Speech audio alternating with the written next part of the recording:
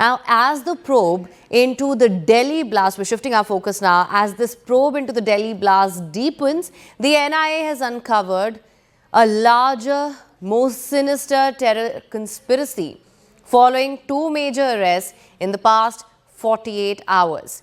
Investigations now reveal that the group was modifying drones to develop rocket-based explosives for a Hamas-style attack in the national capital. A key breakthrough came with the arrest of Jasir Bilal Wani, who also is known as Danish, a Jammu and Kashmir resident and a key aide of Umar Nabi. He has been named an active co-conspirator, also accused of providing technical support.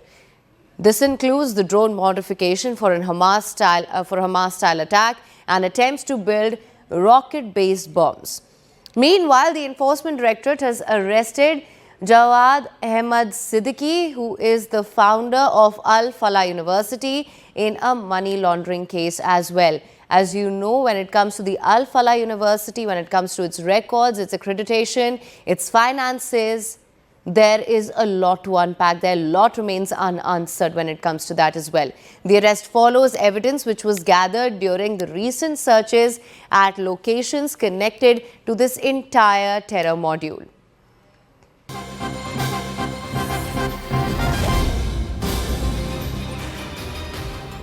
Now, CNN has also accessed order which is sending the Al-Falah owners to 13 days ED custody, as I just told you.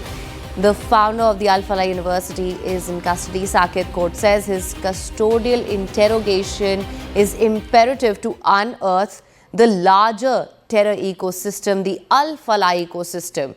Saket Court also noted that the ED submission that only a small part of Al-Falah ecosystem has been identified till now. And they've also said that his family members are in the Gulf and he might flee the country as well. So that is a threat that remains. However, the owner has been sent into 13 days custody and that remains imperative. He is a very, very crucial link here. As you know, Al-Falah was truly at the center of all the terror that was emerging from this university, and we're yet to uncover what was really going on behind the scenes. For more on this, we have with us Ananya. Thank you so much for joining us, Ananya. We really are learning more and more about this Al-Falah University. It only goes to show how far and wide this entire network had spread.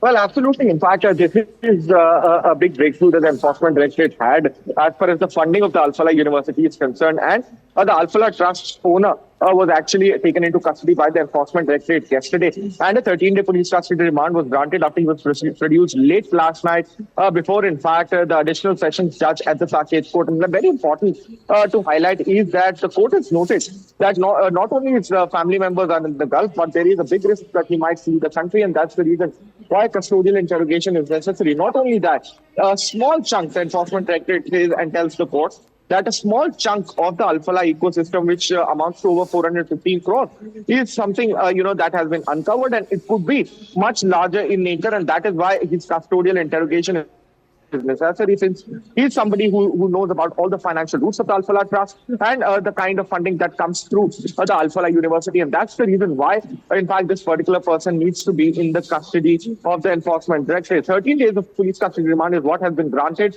14 days was actually sought. And that is something, that makes it very, very imperative as to what was this university actually in reality. Was it, in fact, a terror funding ecosystem?